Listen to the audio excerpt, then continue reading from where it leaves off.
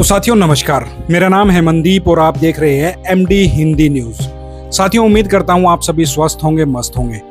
आज तारीख है 20 अगस्त 2025, वार है मंगलवार।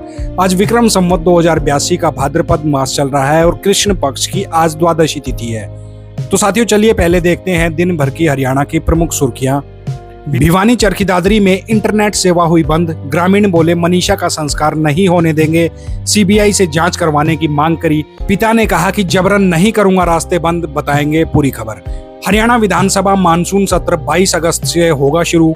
एक दिन पहले बीजेपी ने बुलाई विधायक दल की मीटिंग, 22 को बीएसी तय करेगी सेशन की टाइमिंग, बताएंगे ये भी पूरी खबर। मनीषा के घर से निकलने, लाश मिलने तक की पूरी कहानी। अंतिम बार कुछ कहना चाहती थी अपने पिता से मगर पिता कॉल नहीं उठा पाए। नर्स बनना चाहती थी, बताएंगे पूरी स्टेप वाइज आपको ये पूरी खबर। हरियाणा में रिटायर होने वाले कर्मचारियों को झटका, 58 की उम्र के बाद 2 साल तक री एम्प्लॉयमेंट कुछ विभागों में लागू होगा, लेटर हो गया है जारी, बताएंगे पूरी खबर। हरियाणा में बीजेपी की वन नेशन वन इलेक्शन की तैयारी जोरों पर। सांसदों, मंत्रियों व विधायकों की लगेगी ड्यूटी। मंत्रियों का रिपोर्ट कार्ड बनेगा, अक्टूबर में रिव्यू होगा, बताएंगे पूरी खबर। हरियाणा के 15 राजनीतिक दलों को ईसीआई का नोटिस, 10 साल से चुनाव नहीं लड़ा है, सुनवाई के लिए लास्ट चांस दिया जा रहा है, नहीं आने पर होगी कैंसिल, उनका रजिस्ट्रेशन जो है कैंसिल हो जाएगा, बताएंगे पूरी खबर। 10 जिलों में बारिश का हाई अलर्ट, रोहतक सोनीपत में बारिश, फरीदाबाद का गांव भी डूबा, लोगों को सुरक्षित निकाला जा रहा है बाहर, खतरे के निशान से ऊपर बह रही है मारकंडा, बताएंगे पूरी खबर। राहुल गांधी की नागरिकता केस में यूके से आई रिपोर्ट, पासपोर्ट की कॉपी, सिटीजन डिटेल भारत सरकार को भेजी गई। अब लखनऊ हाईकोर्ट में होगी सुनवाई, बताएंगे पूरी खबर। साथियों आप सभी से मेरी रिक्वेस्ट है, जो साथी नए आए हैं कृपया चैनल को सब्सक्राइब जरूर कर ले। चलिए अब खबरें देखते हैं विस्तार से। हरियाणा के भिवानी में एक दुखद घटना ने एक परिवार को तोड़ कर रख दिया है। एक लेडी टीचर मनीषा की मौत के बाद उनके अंतिम संस्कार को लेकर विवाद बहुत ज्यादा खड़ा हो गया है, जिसने पूरे इलाके में तनाव पैदा कर दिया है। पहले ये खबर आई कि प्रशासन और परिवार के बीच सोमवार देर रात को हुई बैठक के बाद अंतिम संस्कार के लिए सहमति बन गई थी, लेकिन मंगलवार सुबह अचानक इस बात ने नया मोड़ ले लिया। इस बात में नया मोड़ आ गया। मनीषा के पिता संजय का एक नया वीडियो सामने आया है, जिसमें उन्होंने कहा है कि प्रशासन उन पर दबाव डालकर उनसे सहमति प्रशासन ने ली थी। उन्होंने साफ तौर पर कह दिया है कि उनकी बेटी बिल्कुल भी आत्महत्या नहीं कर सकती और उन्हें न्याय चाहिए है। इस वीडियो के सामने आने के बाद पूरे गांव के ग्रामीणों ने वहां पर बैठकर एक पंचायत करी और उन्होंने फैसला लिया कि जब तक मनीषा को इंसाफ नहीं मिलता तब तक उनका अंतिम संस्कार बिल्कुल भी किसी भी कीमत पर नहीं किया जाएगा। गांव वालों ने संजय का पूरा समर्थन किया और उन्हें किसी भी दबाव में ना आने की सलाह भी दी है। इसके बाद बड़ी संख्या में ग्रामीणों ने गांव के एंट्री पॉइंट पर रास्ता रोक दिया और सीबीआई जांच की वहीं पर मांग करनी शुरू भी कर दी। वहीं हालात को देखते हुए प्रशासन ने भिवानी और चरखी दादरी में इंटरनेट सेवा को बंद कर दिया है और दूसरे जिलों से भी पुलिस फोर्स को बुला लिया गया है। पानीपत से 108 पुलिस कर्मियों की एक कंपनी को सुबह ही भिवानी भेज दिया गया था। इसी बीच चरखी दादरी में सर्वजातीय फोगाट खाप ने भी एक आपातकालीन पंचायत बुलाई है। मनीषा का शव अभी भी भिवानी के सिविल अस्पताल में है। परिवार के सदस्यों और ग्रामीणों का कहना है कि ये आत्महत्या नहीं है बल्कि हत्या का मामला है। मनीषा के दादा रामकिशन और उनकी मां भी इंसाफ की मांग कर रही है। वहीं पुलिस का कहना है कि ये एक आत्महत्या का मामला है और एक सुसाइड नोट भी वहां से बरामद हुआ है। इस पूरी घटना ने एक गहरा सवाल खड़ा कर दिया है कि क्या मनीषा ने सच में आत्महत्या करी है या ये कोई साजिश है। जब तक इस सवाल का जवाब नहीं मिल जाता तब तक इस मामले का तनाव खत्म होने वाला बिल्कुल भी नहीं है और आगे जो भी अपडेट आती है उससे आपको अवगत कराया जाएगा। हरियाणा विधानसभा का मानसून सत्र 22 अगस्त से शुरू होने जा रहा है और राजनीतिक गलियारों में हलचल भी तेज हो गई है। सत्तारूढ़ भाजपा ने विपक्ष के हमलों का सामना करने के लिए अपनी रणनीति को अंतिम रूप देने के लिए 21 अगस्त को विधायक दल की बैठक बुलाई है। इस बैठक में मुख्यमंत्री नायब सिंह सैनी और सभी कैबिनेट मंत्री शामिल होंगे, जहां वे भिवानी की मनीषा केस जैसे संवेदनशील मुद्दे पर भी चर्चा करेंगे, जिस पर विपक्ष सरकार को घेरने की कोशिश कर सकता है। सत्र की शुरुआत 22 अगस्त को दोपहर 2 बजे से होगी, जिसका उद्घाटन राज्यपाल प्रोफेसर असीम घोष करेंगे। सत्र की अवधि 22 अगस्त को होने वाली बिजनेस एडवाइजरी कमेटी यानी कि बीएसी की बैठक में तय करी जाएगी, जिसमें मुख्यमंत्री, स्पीकर और विपक्षी दल के नेता पूर्व सीएम भूपेंद्र सिंह हुड्डा शामिल होंगे। अभी तक सत्र 26 अगस्त तक चलने की संभावना है, लेकिन अगर विपक्ष दबाव बनाता है तो ये 27 अगस्त तक भी बढ़ सकता है। कांग्रेस ने इस सत्र में सरकार को कई मुद्दों पर घेरने की तैयारी कर रखी है। पूर्व सीएम भूपेंद्र सिंह हुड्डा ने संकेत दिए हैं कि वे कानून व्यवस्था, जल भराव और खाद, बिजली और बीज की कमी जैसे मुद्दों पर सरकार पर हमलावर रहेंगे। सदन में पूछे जाने वाले सवालों के लिए विधायकों से प्रश्न मांग लिए गए हैं और अब लॉटरी सिस्टम से ये तय किया जाएगा कि किस विधायक का सवाल पूछा जाएगा। इस बार का मानसून सत्र काफी हंगामेदार रहने की उम्मीद है, क्योंकि दोनों पक्ष अपनी अपनी रणनीति के साथ ये सत्र में आने को तैयार हो चुके हैं। हरियाणा के भिवानी में एक बेहद दुखद खबर और उलझा हुआ मामला सामने आया है, जहां 19 वर्ष की एक मेहनती लड़की मनीषा की मौत कई सवाल खड़े कर गई है। मनीषा का सपना नर्स बनने का था और इसी सपने को पूरा करने के लिए उसने एक प्लेवे स्कूल में पढ़ाना शुरू किया था। अभी उसकी पहली सैलरी भी नहीं आई थी, लेकिन 11 अगस्त को घर से निकलने के बाद वो कभी भी वापस नहीं लौटी और 2 दिन बाद उसकी लाश खेतों में मिली। पुलिस जो है वो इसे आत्महत्या बता रही है, लेकिन परिवार इस बात को मानने को बिल्कुल भी तैयार नहीं है। आइए इस पूरे मामले की परतें खोलें और देखते हैं कि क्या क्या हुआ होगा। मनीषा एक बेहद साधारण और सीधी सादी लड़की थी। वो भिवानी के ढाणी लक्ष्मण गांव की रहने वाली थी और उसका सपना नर्सिंग ऑफिसर बनना था। आर्थिक तंगी के कारण उसने एडमिशन की फीस जुटाने के लिए 8 किलोमीटर दूर एक स्कूल में पढ़ाना भी शुरू किया। परिवार भी उसका साथ दे रहा था। उसके दादा ने कहा कि अगर जरूरत पड़ी तो वो एक भैंस बेचकर भी उसका एडमिशन वहां उस नर्सिंग कॉलेज में कराएंगे। लेकिन 11 अगस्त को मनीषा ने अपने पिता से कहा कि वो कॉलेज में दाखिले की जानकारी लेने जा रही है और उसे आने में देरी हो जाएगी। शाम को उसने अपने पिता को फोन भी किया, लेकिन वो बात नहीं कर पाए। इसके बाद मनीषा का फोन बंद हो गया और वो घर पर कभी नहीं लौटी। 2 दिन बाद उसका शव खेतों में मिला, जिससे परिवार और पुलिस दोनों हैरान हो गए। पुलिस का कहना है कि मनीषा ने वहीं पर कीटनाशक पीकर आत्महत्या कर ली। पुलिस को एक बीज पेस्टिसाइड की दुकान से सीसीटीवी फुटेज भी मिले हैं, जिसमें मनीषा को कीटनाशक खरीदते हुए देखा गया है। बिक्री रजिस्टर में इसकी पूरी एंट्री भी है, लेकिन परिवार इस थ्योरी को मानने से साफ साफ इनकार कर रहा है। मनीषा के दादा और मां का कहना है कि उनकी बेटी इतनी कमजोर नहीं थी कि वो आत्महत्या कर ले। वह तो अपने भविष्य को लेकर इतनी ज्यादा उत्साहित थी कि पैसों की चिंता भी बिल्कुल नहीं कर रही थी। परिवार का मानना है कि कॉलेज या उसके आसपास ही कुछ हुआ है। ये मामला कई सवाल साथियों हम सबके सामने खड़े करता है। क्या मनीषा कॉलेज गई थी? पुलिस का कहना है कि वह कॉलेज गई ही नहीं, जबकि परिवार का मानना है कि वो जरूर कॉलेज में गई थी। कॉलेज के सीसीटीवी कैमरे बंद क्यों थे? पुलिस के अनुसार कॉलेज के कैमरे 30 जुलाई से ही बंद पड़े हैं, जो एक बड़ा सवालिया निशान भी वहां पर खड़ा करते हैं। अगर ये आत्महत्या थी तो इसकी वजह क्या थी? ये सभी के सामने ये भी प्रश्न जो है, सवाल जो है खड़ा हो रहा है। पुलिस ने अभी तक आत्महत्या की कोई ठोस वजह नहीं बताई है, जिससे परिवार के शक को और ज्यादा बल मिल रहा है। पुलिस जांच भी कर रही है और उम्मीद है कि जल्द ही इस मामले की सच्चाई सामने आ जाएगी। फिलहाल मनीषा के परिवार के लिए ये एक बहुत मुश्किल का समय है। उसकी माँ और दादा सदमे में हैं और बस अपनी बेटी के लिए न्याय चाहते हैं। ये कहानी सिर्फ एक लड़की की नहीं है, बल्कि उन सभी युवाओं की है जो अपने सपनों को पूरा करने की कोशिश में दिन रात मेहनत करते रहते हैं, लगे हुए हैं।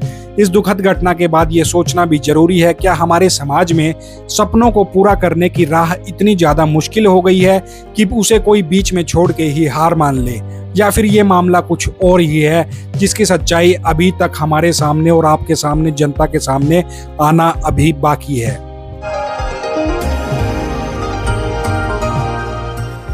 हरियाणा सरकार ने सरकारी कर्मचारियों के री एम्प्लॉयमेंट को लेकर दिशा निर्देश जारी किए हैं, जिनका मकसद इस प्रक्रिया को और ज्यादा पारदर्शी और व्यवस्थित बनाना है। अब 58 साल के बाद किसी भी कर्मचारी को दोबारा नौकरी देने के लिए कुछ सख्त नियम बनाए गए हैं, ताकि इसका फायदा सिर्फ उन्हीं को मिले जिनकी सेवाएं वाकई में जरूरी हैं। ये सब इसलिए किया जा रहा है ताकि रिटायरमेंट के बाद भी कुछ खास पदों पर योग्य कर्मचारी अपने सेवाएं निरंतर दे सके, लेकिन इसका सीधा असर जूनियर कर्मचारियों के प्रमोशन पर भी ना पड़े। सरकार ने एक कमेटी बनाई है जो हर महीने ऐसे सभी मामलों की समीक्षा करेगी। अगर किसी अधिकारी या कर्मचारी को रिटायरमेंट के बाद फिर से नौकरी दी जाती है तो उसकी अधिकतम उम्र 63 साल की होगी, यानी कि वह 65 साल की उम्र तक सिर्फ 2 साल के लिए ही काम कर पाएगा। खास बात यह भी है कि उस निश्चित अवधि के बाद अगर फिर से उसकी जरूरत है तो उसे केवल अनुबंध के आधार पर ही रखा जाएगा और इसके लिए मानव संसाधन विभाग की मंजूरी जरूरी होगी। इस फैसले में यह भी साफ किया गया है कि री एम्प्लॉयमेंट तभी मिलेगा जब संबंधित कर्मचारी का सेवा रिकॉर्ड अच्छा हो और उसके खिलाफ कोई भी अनुशासनात्मक कार्रवाई लंबित ना हो। ये पूरी प्रक्रिया अब काफी लंबी हो गई है। पहले प्रशासनिक विभाग को अपने मंत्री से मंजूरी लेनी होगी, फिर मानव संसाधन विभाग और वित्त विभाग की सहमति लेनी होगी और आखिर में मुख्यमंत्री की स्वीकृति के बाद आदेशों को जारी कर दिया जाएगा। ये नियम स्वास्थ्य और ईएसआई विभाग के डॉक्टरों पर लागू नहीं होगा, जिनके लिए अलग नियम है। इस कदम से सरकार यह सुनिश्चित करना चाहती है कि रिटायरमेंट के बाद नौकरी देना एक अपवाद हो, ना कि ये एक सामान्य प्रथा बन जाए। भाजपा ने आगामी विधानसभा चुनाव के लिए अपनी कमर कस ली है। मुख्यमंत्री नायब सिंह सैनी और प्रदेश अध्यक्ष मोहनलाल बड़ोली ने पार्टी के 42 विधानसभा क्षेत्रों के उम्मीदवारों के साथ एक अहम बैठक करी। इस बैठक का मुख्य मकसद हारी हुई सीटों पर संगठन को मजबूत करना और चुनावी रणनीति को बनाना था। पार्टी ने इन 42 विधानसभा क्षेत्रों का जिम्मा पहले ही 12 मंत्रियों और 30 विधायकों को सौंप रखा है। अब इन सभी क्षेत्रों के विकास कार्यों को तेजी से आगे बढ़ाने और जनता से बेहतर तालमेल बनाने पर जोर दिया जाएगा। बैठक के बाद प्रदेश अध्यक्ष मोहनलाल बड़ोली ने वहीं पर बताया कि 23, 24 और 25 अगस्त को 377 मंडलों की बैठक होगी, जहां विकास कार्यों और सीएम की घोषणाओं पर चर्चा करी जाएगी। ये भी सुनिश्चित किया जाएगा कि हारे हुए उम्मीदवार और संबंधित मंत्री प्रभारी मिलकर काम करें। मुख्यमंत्री नायब सिंह सैनी ने इन सभी 42 सीटों का फीडबैक भी लिया। पार्टी की योजना है कि हर महीने इन विधानसभा क्षेत्रों की रिव्यू मीटिंग करी जाए ताकि 2029 के चुनाव के लिए पूरी तैयारियां की जा सके। भाजपा का लक्ष्य है कि सभी 90 सीटों पर अपनी स्थिति को मजबूत करना है। पार्टी हर सीट के लिए अलग अलग रणनीति बनाएगी और जीतने वाले उम्मीदवारों को फिर से जीत दिलाने की ओर ध्यान को केंद्रित किया जाएगा। इसके अलावा पार्टी हर महीने सक्रिय नेताओं की रिपोर्ट भी तैयार करेगी, जिसे हाईकमान को भेजा जाएगा, जिससे हर सीट का पूरा खाका पहले से तैयार हो जाएगा। सरकार के सभी मंत्रियों का रिपोर्ट कार्ड भी बन रहा है, जिसकी समीक्षा अक्टूबर में सरकार के 1 साल पूरा होने पर करी जाएगी। इस रिपोर्ट कार्ड में मंत्रियों के विभागों में किए गए जनहित के कार्यों का आंकलन किया जाएगा। इस तरह भाजपा हरियाणा में लगातार तीसरी बार सरकार बनाने के लिए पूरे तरीके से तैयार वहां पर दिख रही है। ये मीटिंग जो है वो चंडीगढ़ में हुई थी और चंडीगढ़ में ही आगे भी ये मीटिंग होगी। भारत निर्वाचन आयोग ने हरियाणा के उन राजनीतिक दलों पर सख्ती दिखाना शुरू कर दिया है जो सिर्फ कागजों पर है, लेकिन चुनावी मैदान में कहीं पर भी नजर नहीं आते हैं। सोचिए, एक पार्टी एक रजिस्टर्ड पार्टी है, लेकिन पिछले 10 सालों से उसने कोई भी चुनाव लड़ा ही नहीं है। ऐसे में इन दलों का मकसद क्या है? यह एक बड़ा सवाल है। इलेक्शन कमीशन ऑफ इंडिया ने हरियाणा में ऐसे 15 गैर मान्यता प्राप्त राजनीतिक दलों की पहचान करी है और उन्हें अपनी स्थिति स्पष्ट करने के लिए कहा है। ये कदम लोक प्रतिनिधित्व अधिनियम 1961 के तहत उठाया गया है, जिसका मकसद राजनीतिक दलों की जवाबदेही तय करना है। इन दलों को अब 28 अगस्त 2025 तक अपने सारे जरूरी कागजात जमा कराने होंगे। अगर ये पार्टियां ऐसा नहीं करती या सुनवाई के दौरान अपना पक्ष बिल्कुल भी नहीं रखती हैं, तो चुनाव आयोग बिना किसी और नोटिस के उन्हें रद्द कर सकता है। इससे पहले भी 21 पार्टियों को नोटिस जारी कर दिया गया था, जिनमें से केवल 6 ने ही जवाब दिया था। इन पार्टियों का संबंध हरियाणा के कई जिलों से है, जैसे हिसार, फरीदाबाद, सिरसा, करनाल, रेवाड़ी, अंबाला, गुड़ग्राम, यमुनानगर, मेवात, महेंद्रगढ़ और भिवानी। मुख्य निर्वाचन अधिकारी ए श्रीनिवासन ने बताया है कि ये कदम न सिर्फ इन डमी पार्टियों को हटाने के लिए उठाया गया है, ताकि चुनाव को जो प्रक्रिया है उसको साफ सुथरा भी बनाया जा सके। ये देखना दिलचस्प होगा कि इनमें से कितने दल सुनवाई में वहां पर शामिल होते हैं। ये कार्रवाई ये साबित करती है कि चुनाव आयोग अब केवल पंजीकृत होने के आधार पर ही पार्टियों को बर्दाश्त नहीं करेगा, बल्कि उनसे सक्रिय भागीदारी की भी उम्मीद करेगा। ये लोकतंत्र की पारदर्शिता की दिशा में एक बहुत ज्यादा महत्वपूर्ण कदम दिखाई दे रहा है। हरियाणा में मौसम ने फिर से करवट ली है, जिससे लोगों की परेशानियां और ज्यादा बढ़ गई हैं। मौसम विभाग ने मंगलवार को भी कई जिलों में हवाओं और गरज चमक के साथ हल्की से मध्यम बारिश का अलर्ट जारी किया था। यमुना का जल स्तर फिर से बढ़ चुका है। फरीदाबाद में बाढ़ जैसे हालात हो चुके हैं। सोमवार रात को यमुना नदी का जल स्तर अचानक बढ़ने से फरीदाबाद के बसंतपुर गांव में बिल्कुल पानी घुस गया था, जिससे पूरे इलाके में बाढ़ जैसी स्थिति बन गई।